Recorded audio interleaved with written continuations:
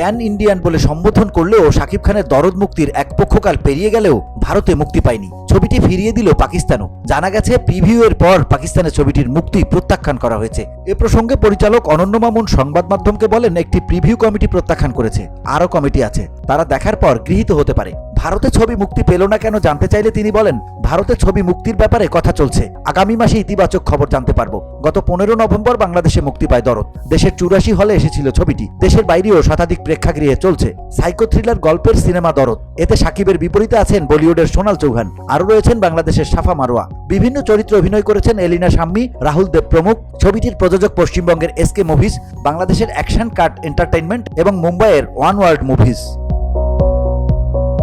VOD Bangla news desk.